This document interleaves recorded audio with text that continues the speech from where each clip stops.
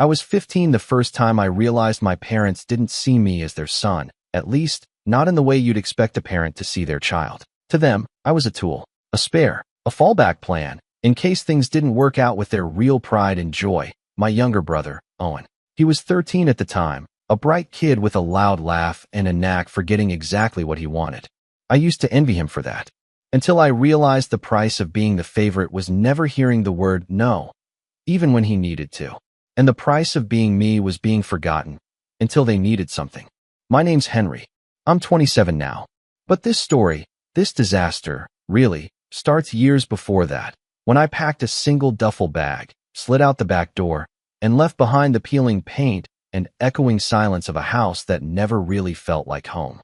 I didn't leave because I had some grand escape plan. I left because I was tired of trying. Tired of pouring effort into a family that only ever filled my cup with guilt and obligation. I was just a kid with a part-time job at a gas station and a stack of textbooks from the public library. But somehow, walking away from everything familiar felt less terrifying than staying. I didn't expect to make it. Honestly, part of me thought I'd come crawling back within a week. But I didn't. I slept in shelters, picked up shifts wherever I could find them, and took online classes on borrowed Wi-Fi until I could afford community college. I kept my head down, worked through summers and weekends, and slowly clawed my way towards something that resembled stability. I didn't tell anyone from my old life where I was. I figured they wouldn't ask. And they didn't. Not for a long time. That's the part that always stings more than I care to admit. Not that I left, but that no one came looking. Not a call. Not a message. Not even a passing email to ask if I was alive. I could have been in a ditch or halfway across the country, and it wouldn't have mattered. I was a ghost the moment I stopped being useful. It's funny how silence says more than words ever could. But life went on. I got a job in tech after graduation, landed a decent role at a startup that later got bought out, and saved everything I could. I wasn't rich, not by Bay Area standards, but I was doing all right. I lived modestly. No flashy car. No designer clothes. Just a quiet little two-bedroom house on the edge of town with a mortgage I'd finally paid down enough to breathe. It wasn't much, but it was mine. Every square foot, every light fixture, every screw in the drywall was something I'd earned. Alone. Then, out of nowhere, they called. I remember the number flashing on my screen. Unfamiliar, but vaguely familiar. Like the ghost of a memory you can't quite place. I let it go to voicemail. I stared at the little notification bubble for a full hour before I worked up the nerve to play it. Henry, this is your father. We need to talk. It's about Owen. That was it. No hello. No how are you. Just straight to business. I played it twice, just to make sure I wasn't imagining the iciness in his voice. It had been over a decade since I'd heard from them, and the first thing they said was, "We need to talk." Not, "We missed you." Not, "We're sorry." Not even a basic, "Are you okay?" I should have deleted it. Should have blocked the number and moved on like I always had. But some pathetic, wounded part of me wanted to know what they could possibly want after all this time. So I called back. "Henry," my dad said, as if he was picking up a conversation we'd only just paused. "Glad you called. Look, I'll get straight to it. Your brother's going through a rough patch." I didn't say anything. Just let the silence stretch. He's had some setbacks. Dropped out of college. Lost his job. Couple of bad decisions. Nothing serious. But he needs a fresh start. A clean slate. My stomach tightened. I already knew where this was going. I could hear it in his tone. That edge of expectation, like a knife being slowly unsheathed. "We know you've done well for yourself," he continued. "Your mother and I talked it over, and we think it's only fair that you help. Family supports each other, right?" I almost laughed. Not because it was funny, because it was so absurd it was practically surreal. "You want me to what exactly?" I said slowly. "Well, Owen's staying with us for now, but we were thinking, maybe you could give him a portion of what you have. Help him buy a place. Get on his feet. Half, maybe. You've got your house, your career. He deserves a chance too." I was quiet for a beat too long, and my dad jumped in again. "It's not like we're asking for much. Just a fair split. You're both our sons." That word, fair, rang in my ears like a siren. Fair. Like it was fair when they told me I was on my own at 15. Like it was fair when Owen got private school and tutoring while I taught myself calculus behind a gas station counter. Like it was fair when they replaced every "we love you" with "you should have been more like your brother." "Dad," I said, and my voice was calm in a way that scared even me. Are you seriously asking me to give Owen half of everything I've built? After everything. There was a pause. Then, like he hadn't heard me at all, he said, "It's not just about you, Henry. You owe your brother a future. He's family." That word again. Family. As if they hadn't shredded that idea years ago and left me to bleed out on the pavement. I hung up. That should have been the end of it. Another phone call I try to forget. Another wound to bury. But 2 weeks later, I got a knock on the door. A man in a buttoned shirt handed me a thick envelope and said, "You've been served." I opened it, hands shaking, and felt the world tilt beneath me. It was a civil claim, filed by my parents. On behalf of Owen. They were suing me. Their argument? That as his older brother, someone who'd benefited from family support and emotional labor, I nearly choked on that part. I was morally and financially obligated to provide Owen with half my assets. They cited familial expectation, unfair enrichment, and intentional alienation. It would have been laughable if it wasn't so utterly deranged. But the worst part wasn't the papers. It wasn't the legal jargon or the nerve of it all. It was the attached statement from Owen. Typed. Signed. "I believe my brother has a duty to share what he has. Our parents always said we'd be equals." I trusted that. I trusted him. As if I'd betrayed him. As if I owed him anything. I sat on my porch for hours after that, the envelope limp in my lap, my coffee gone cold beside me.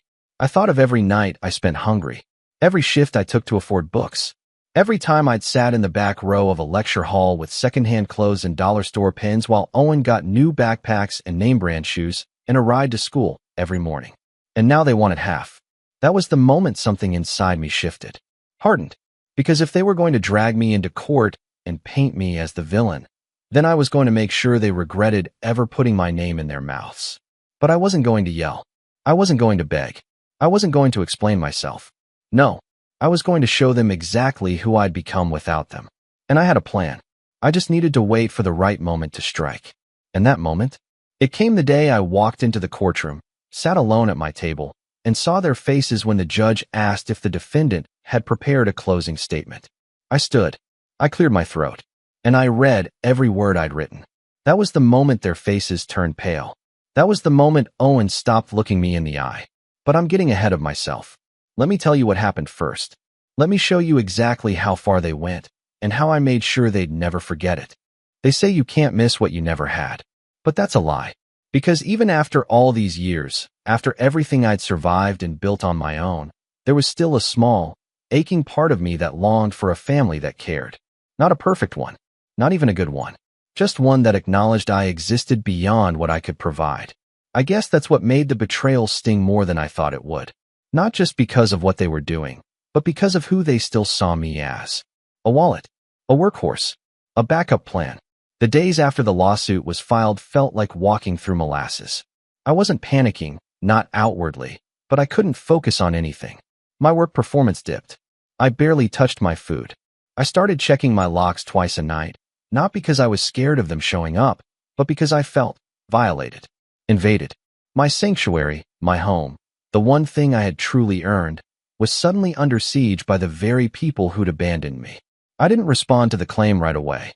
I waited, watched, tried to see if it was some kind of bluff, a twisted scare tactic. Maybe they'd come to their senses. Maybe they'd realize how insane it all sounded. But a week later, I got another envelope, this time from their attorney. A formal notice of the hearing date, accompanied by documentation to support their case. Emails, texts, photos of our childhood, school report cards, even a single, blurry picture of me standing next to Owen at some backyard barbecue when we were kids, like it proved we'd been close. Like it meant anything. I read every page. And with every sentence, every manipulative half-truth, my blood pressure rose a little more. They had rewritten our entire history.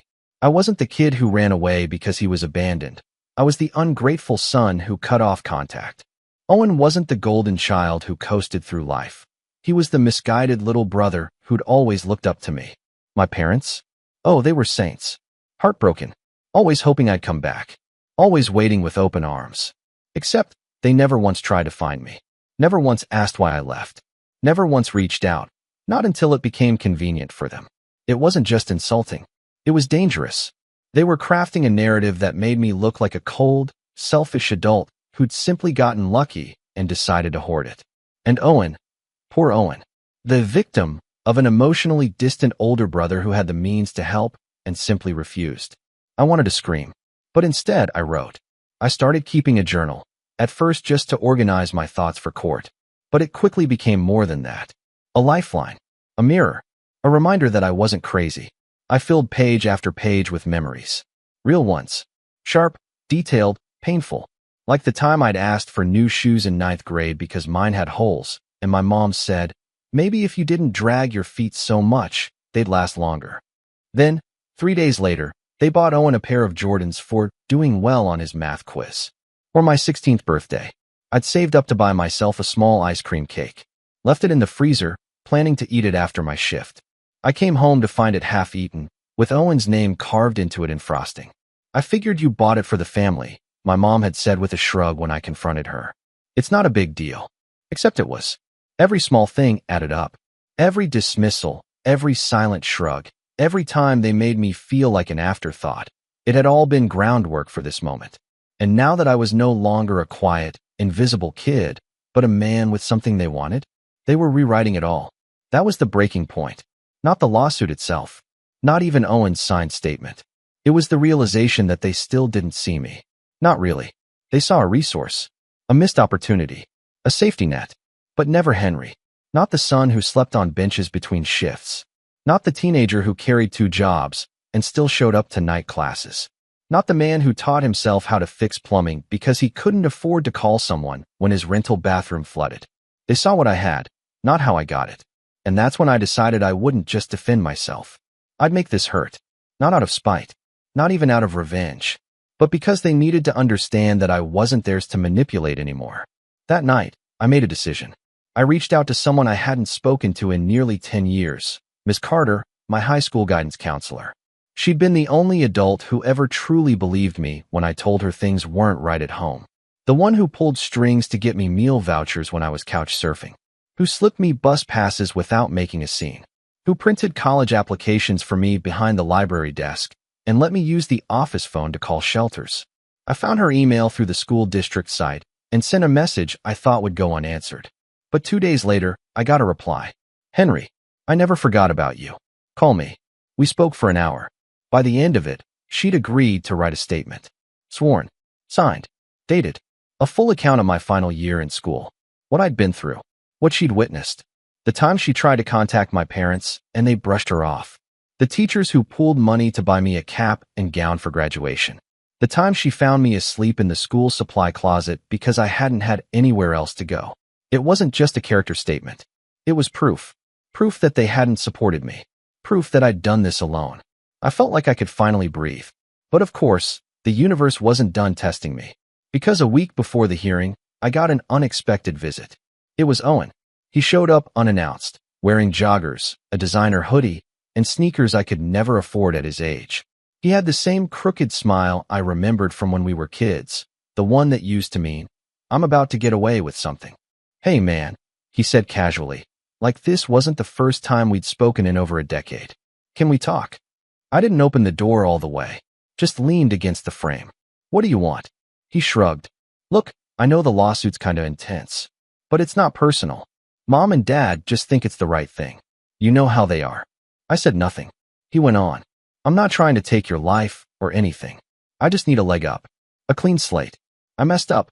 Yeah, but you've got so much. I mean, come on, this place. You've got your own house. You probably make 6 figures. It was the way he said it. Like it was all handed to me. Like I'd spun a wheel and landed on a jackpot. Let me ask you something, I said, my voice low. Where were you when I was sleeping in a shelter on Mission and 8th?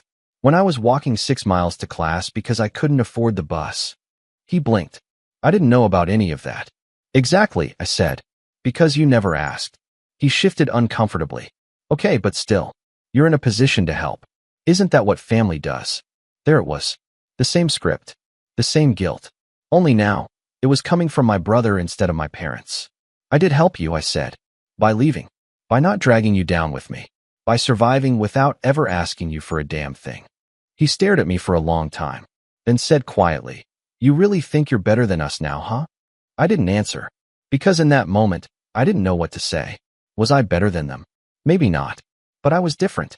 I'd chosen a harder path, walked it alone, and I wasn't about to apologize for where it led me. He left after that. No handshake, no hug, just a bitter glance over his shoulder and the slam of a car door. A few days later, I got the final pre-hearing packet from their lawyer. They doubled down, included a new affidavit from my parents, full of lies, embellishments, proof that I'd been emotionally unstable, that I'd severed ties without cause, that I was now punishing Owen out of jealousy. I should have been angry, should have thrown something, but I didn't. I just sat down, opened a blank document, and started typing. My final statement, the one I'd read aloud in court. And as I wrote, I didn't just think about defending myself. I thought about exposing them. Because they wanted a performance? Fine. I'd give them one they'd never forget. I didn't realize how heavy the past was until I started digging it up. Writing that final statement for court forced me to relive moments I'd long buried just to survive. It wasn't just paperwork or legal prep. It was therapy by fire. Each paragraph felt like a scalpel, slicing into years of numbness. And once the numbness wore off, the pain came rushing in like floodwater behind a broken dam.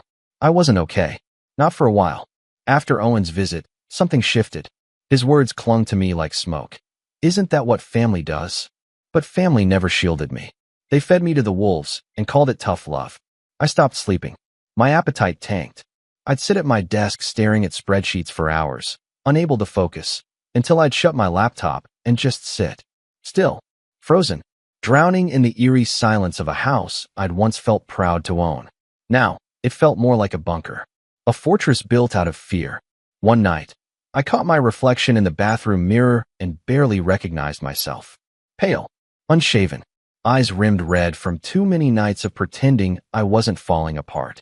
I pressed my palm against the cold tile and whispered, "You're not going back there. You're not going back." But I felt like I already had. The emotional toll of the lawsuit was worse than I ever expected. Because it wasn't just a legal matter, it was my childhood on trial. And I didn't have a family standing behind me. No support system. No Sunday dinners. No concerned aunt or warm cousin or godparent offering to testify. Just me. Again, I tried calling a therapist, but their earliest available slot was 4 weeks out. I considered canceling, but something told me to hold on. Instead, I went to the park near my old college campus. Sat on the same worn bench I used to eat instant noodles on during lunch breaks, back when I had $20 in my bank account and a cracked iPhone. I looked around at the students passing by, backpacks slung over shoulders, eyes full of stress and ambition. And for the first time in a long while, I didn't feel envy or resentment. I felt pride. I'd done that. And more. With no safety net. No trust fund.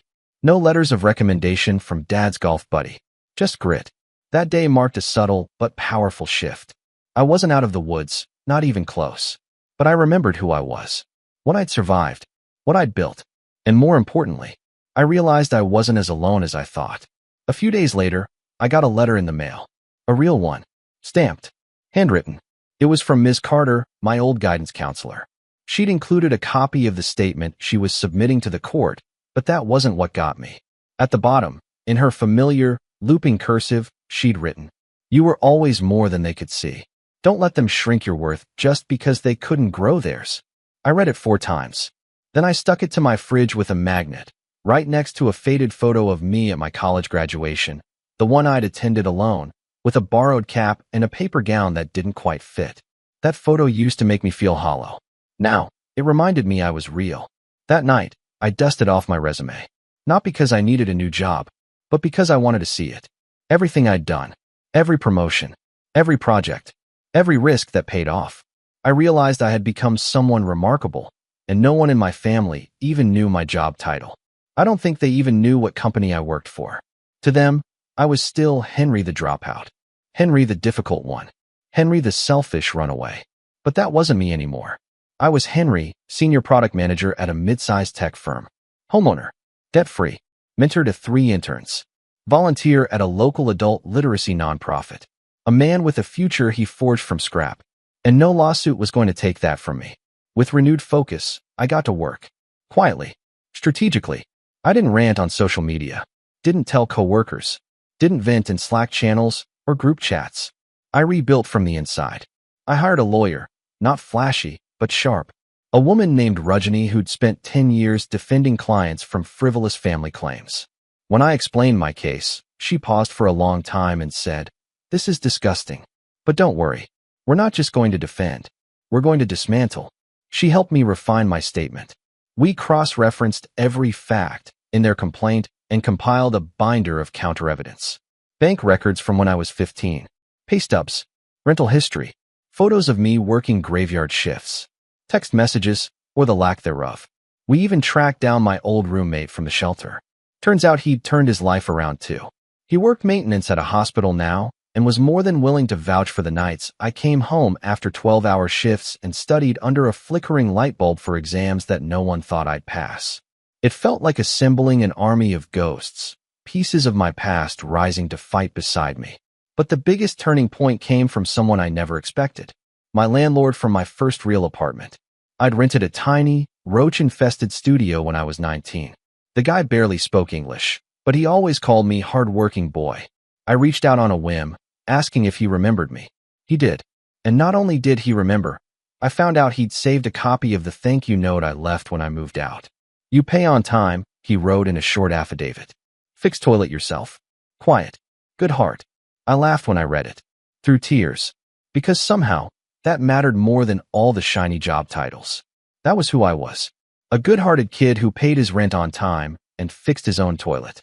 Not the entitled brother they painted in court papers. As the hearing date crept closer, I started sleeping again, eating again. I went back to the gym. Nothing fancy, just stretching, lifting light, reclaiming control of my body the same way I was reclaiming my voice. People at work noticed the shift. "You seem lighter," one coworker said. I nodded. "Just cleaning house," I replied. They didn't know what I meant, but I did. The day before the hearing, I took off work and drove to the edge of town. There's a lake out there. Nothing big, just a quiet place with weeping willows and creaky docks. I used to walk there after my shifts in college, back when I didn't have air conditioning and needed somewhere cool to breathe. I stood on the dock and stared at the water, then pulled out a folded piece of notebook paper. It was the letter I wrote the night I left home at 15. I'd carried it with me for 12 years. Never showed it to anyone. It was angry, messy, childish, full of scratched-out curses and broken grammar. But it was real. I read it once more, then let it fall into the water. I watched the ink bleed, the paper dissolve. It didn't fix anything, didn't change the past, but it felt like permission to stop carrying guilt that was never mine, to stop explaining myself to people who never listened, to stop waiting for an apology I was never going to get. The next morning, I woke up early, showered, shaved, and put on the Navy suit I'd worn to my first tech conference. Not because I needed to impress anyone, but because it reminded me of who I'd become.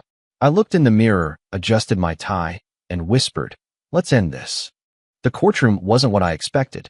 Smaller, quieter, no gavel, just a judge, a few rows of benches, and the quiet shuffling of paperwork.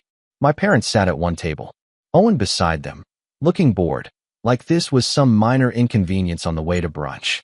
Their lawyer, a smug guy with slicked back hair, nodded at me like we were playing a friendly game of poker. I took my seat, alone, no family behind me, no friends in the gallery, but I didn't feel alone anymore. I had my story, my truth, my proof. And when the judge called my name and asked if I had a closing statement, I stood, pulled the papers from my folder, cleared my throat, and said, "Yes, Your Honor, I do." I looked up, right at my parents, right at Owen, their faces already beginning to shift. But I wasn't doing this for them. I was doing this for the boy who used to sleep in borrowed hoodies and wonder if anyone would ever notice if he disappeared. I took a breath and began to speak. The courtroom fell into a hush the second I opened my mouth. It was one of those silences that doesn't happen by accident. It landed, thick, heavy, expectant. No papers rustled. No chair squeaked. Even the bailiff paused mid-shift. The judge looked at me over her glasses, pen poised just above her legal pad. She had that expression, half curious, half bored, but I could tell she'd heard enough rambling closing statements in her life to know when something different was about to start. I didn't shout. I didn't grandstand. I didn't pace the room like some primetime legal drama. I just stood behind the little table, my hands resting lightly on the edge, and spoke clearly. "My name is Henry Marshall. I'm 27 years old. I own a home. I have a steady job, no criminal record, and zero debt. I pay my taxes, I donate to the food bank down the street, and every holiday season, I go back to the shelter I used to sleep in and drop off blankets. I glanced up. Owen shifted in his seat. My father crossed his arms. My mother didn't blink. I say all that not to impress you, I continued, but because I need to establish something that's apparently been lost in all this legal paperwork. I built this life. Alone. I wasn't handed it. I didn't inherit it. There was no college fund. No down payment from a generous uncle. No cosigner.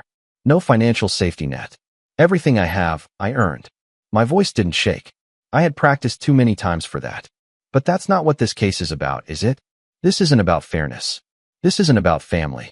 This is about control. About a family that ignored me for a decade until they realized I had something they wanted.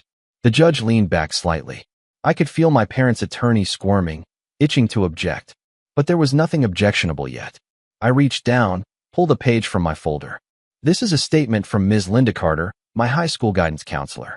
She testifies that I was effectively homeless at 15, that my parents were unresponsive when contacted about my welfare, and that I survived on free lunch vouchers and secondhand clothes from school donations. I held up another. This is from Mr. Stanley Valdez, my former landlord. He confirms I worked 3 jobs to pay rent on a 200-square-foot apartment with no heating and fixed the plumbing myself because I couldn't afford repairs. Another. This one's from George Peters, who ran the community shelter where I lived for 3 months. He remembers me coming home from work with cracked hands and study guides, falling asleep at the dining table because I had midterms the next morning. I looked directly at Owen now. And this is the receipt from the day I bought my house. Paid the down payment myself. Signed the contract alone. No gifts. No loans. Just years of labor and a credit score I earned inch by inch. Now the silence in the room was different. Not tense. Electric. The judge raised her eyebrows. My lawyer didn't smile. She didn't need to. The work was being done. I could have ended the statement there. That would have been enough to win the case. But I wasn't interested in just winning. This was the setup. So I kept going. You know what's funny? I said, tone still calm.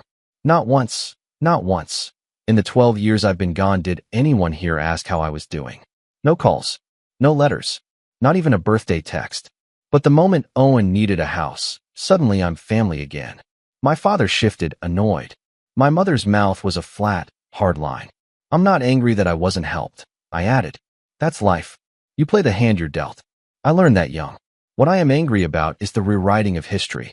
The idea that I owe something to people who never even acknowledged my pain, let alone lifted a finger to ease it. I paused, letting the weight of that settle. Then I folded the pages, slid them back into my folder, and looked at the judge. I respectfully asked that this lawsuit be dismissed with prejudice. Not because I think I'm better than them, but because I refuse to let the people who left me behind profit from my survival. The judge looked stunned for a moment. Then she nodded slowly and said, "Thank you, Mr. Marshall." And just like that, the moment was over. But the real story, the one that matters, starts after that. Because I didn't walk out of that courtroom feeling triumphant. I didn't feel like I'd won. I felt hollow, like I'd spent all this time preparing for war, only to realize I was still bleeding from battles I thought I'd buried years ago. But then something strange happened. After the hearing, as I was gathering my things, my parents didn't come up to me. They didn't say a word. But Owen? He stood by the exit, staring at the floor, hands jammed into his pockets. When I passed him, he mumbled, "You didn't have to do that." I stopped, slowly turned toward him. Didn't have to do what? Defend myself from being sued by my own brother. His jaw clenched. I just meant, you made me look like a fool. I stared at him for a long moment, then said softly, "No, Owen. You made yourself look like a fool. I just stopped covering for you. And then I left. I thought that would be the end of it. I thought they'd slink off and stew in silence. But 3 days later, I got an email. Not from Owen. Not from my parents. From their lawyer. It was cold. Clinical. A single sentence stood out. "Please be advised your family intends to appeal." I stared at the screen for nearly 5 minutes. Then I laughed. Not bitterly. Not hysterically. Just laughed. Because it was absurd. They were still trying to dig. Still trying to claim something that didn't belong to them. And that's when I knew. Defending myself wasn't enough. I had to end this. For good. But to do that, I needed leverage. So I made a list. Not of people I hated. Not of things I wanted to say. A list of every loose thread my family had ever left behind. The debts they forgot. The lies they whispered. The skeletons they buried because they assumed I was too far gone to dig them up. I called in favors. Dug through public records. Searched through online databases with quiet precision. And slowly, a pattern emerged. One that went far deeper than I ever realized. Turns out my parents had taken out a second mortgage years ago. One they defaulted on and quietly rolled into a consolidation loan under my mother's name. A loan that, because of a clerical error, listed me as a co-signer. I had no idea. I was 17 at the time. That alone could have been a bombshell. But it didn't stop there. Owen, his fresh start, wasn't some recent downer. He'd burned through 3 jobs in 2 years, been evicted from 2 apartments, and had multiple credit cards maxed out under his name, plus one under an authorized user profile with my dad's account. I started compiling everything. Printouts, spreadsheets, legal documents. I cross-referenced timestamps. Contacted a consumer protection attorney. Then I filed a counterclaim. But I didn't serve it yet. No, I wanted to wait. Because timing is everything. And revenge, real, satisfying revenge, isn't just about winning.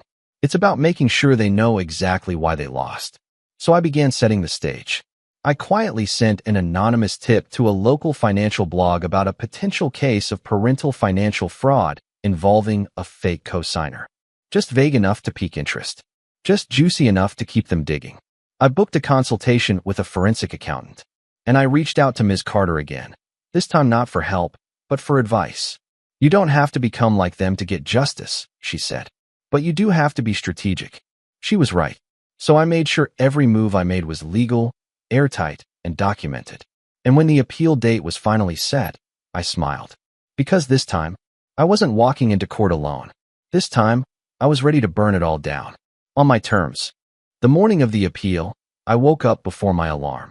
I don't know if it was adrenaline or peace, but I felt, still, no anxiety, no second guessing. Just a quiet certainty in my bones that today was the day it ended. Not just the lawsuit, but the grip my family had on my life. The invisible leash I'd been dragging behind me since the age of 15. I slipped into the same Navy suit, straightened my cuffs, smoothed my tie. But this time, I wasn't dressing for defense. This wasn't about protecting what I had. It was about taking back everything they thought they could twist. Rajani, my lawyer, met me on the courthouse steps. She greeted me with a nod and handed over a sleek black folder. Everything's in here, she said. We've confirmed the fraud. The counterclaim is active. Judge Peters has already reviewed it in pre-hearing. And the journalist? I asked. She smirked. They'll be sitting 2 rows behind your mother. Perfect. The hearing room was the same as last time. Bland walls, worn wooden furniture. But it didn't feel small anymore. It felt like a stage. And today, the lights were pointed at them. My parents entered first, trailed by Owen. This time, there was no smug lawyer. He dropped them the moment Rajani filed the counterclaim. Apparently, he didn't sign up for financial fraud cases. The new guy was a dull-looking public defender in a wrinkled blazer who'd clearly read the case file 30 minutes before showing up. Owen didn't make eye contact with me. My father looked irritated. My mother, for the first time, looked nervous. The judge called the room to order and went straight to the appeal. Rajani stood with the grace of someone who knew she held all the cards. Your Honor, before we address the merits of the appeal, we'd like to introduce newly uncovered evidence that directly pertains to the nature of this family's financial entanglements. She passed a copy of the folder to the court clerk. The judge began flipping through it. Mr. Henry Marshall was fraudulently listed as a co-signer on a high-risk consolidation loan at the age of 17, an action facilitated by his parents without his consent or legal awareness. We have included the loan documents, expert handwriting analysis, and a notarized affidavit from a bank manager who has since confirmed the application contains forged initials. The judge stopped flipping. Forged, she repeated. Yes, Your Honor. The initials used on the document belonged to Mr. Marshall, but he did not sign them. We are submitting a counterclaim of financial fraud and identity theft under Section 530.5 of the Penal Code. We are also submitting evidence of ongoing financial abuse, including the unauthorized use of Mr. Marshall's identity for utility accounts, credit lines, and medical billing. There was an audible shift in the room. The air felt different. Heavier. The kind of silence that means someone's world just started collapsing. My father turned to my mother, whispering harshly. She looked pale, her hands trembling slightly in her lap. Owen finally looked at me.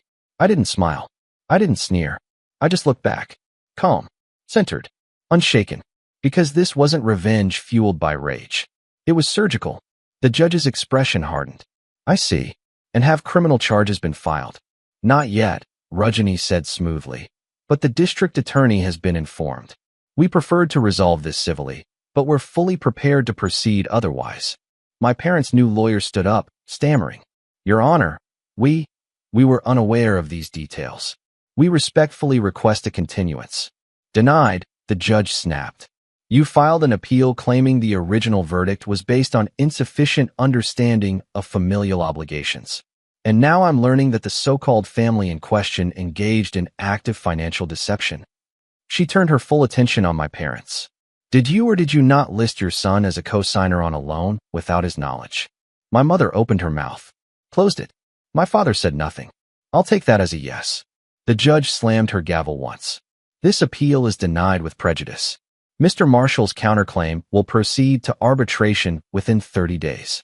Furthermore, I'm submitting a recommendation to the district attorney's office to open a formal investigation into financial misconduct. Court is adjourned. She stood and left before anyone else could speak. And just like that, it was over. But the real fallout? That came after. The story hit the blog within the week. The journalist had been kind. Names redacted, certain details blurred, but anyone who knew my family could connect the dots. The comments were brutal. People weren't just outraged. They were disgusted. How do you sue your own kid after forging his name on a loan? They sound like leeches. Glad the judge saw through the BS. I didn't respond to any of it. I didn't need to. The court's ruling triggered a freeze on my parents' bank accounts while the arbitration process moved forward. They'd have to provide full financial disclosures. Every loan, every expense, every credit pull linked to my name. And because of the fraud findings, Rajani was confident we'd win a full financial judgment. Enough to not only remove my name from those debts, but to slap them with restitution and damages. And Owen? He tried to distance himself immediately. Sent me an email 3 days after the hearing. Said he didn't know about the forged co-signing. That he never wanted things to go this far. That he was just trying to get his life together. I didn't reply. Because the truth is, he did know. Maybe not the full details. Maybe not the paperwork. But he knew the kind of people our parents were. And he chose to ride that train anyway, right until it crashed into me. A month later, a mutual friend sent me a screenshot. Owen had tried to get hired at a local tech firm. Apparently, the hiring manager Googled him and found the blog article. His application was rejected. The friend included Owen's last message. I think my brother blacklisted me. I hadn't. I didn't need to. He'd done it to himself. I never filed criminal charges, though I could have. Rajani said it was my call. But after the arbitration ruled in my favor, ordering my parents to pay $134,000 in damages, legal fees, and the full balance of the fraudulent loan, I let it end there. Because I didn't need them in prison. I needed them to live in the mess they made. I heard they had to sell their house to cover the debt. That they moved in with an uncle who only agreed because he hadn't heard the full story. Eventually, someone told him. They were asked to leave 3 months later. As for me, I left the city. Bought a small cabin in the mountains. Quiet. Peaceful. A little messy, but mine. I kept my job. Still mentored interns. Still donated blankets every winter. But I also started writing. Not revenge stories. Not exposés. Just the truth. What it means to grow up unseen. To build yourself from broken parts. To endure. Some of it got published. Some of it didn't. But that didn't matter. Because for the first time in my life, I wasn't writing to be heard by them. I was writing to hear myself. Sometimes, when I sit on the porch with a cup of coffee, watching the fog roll over the hills, I think about that courtroom. That moment when the judge said, "Did you or did you not?" That was the final fracture in their version of reality. The lie they'd built for years, shattered with 5 words and a silence they couldn't fill. And I realize that was my real victory. Not the money, not the legal win, but the silence that followed. The kind where nothing else needs to be said. Because finally, they saw me. Not as a son, not as a brother, but as a man they couldn't control. And that was the day I became free. The last thing my father ever said to me was, We didn't think you'd fight back. And the last thing I said to him was, that was your first mistake.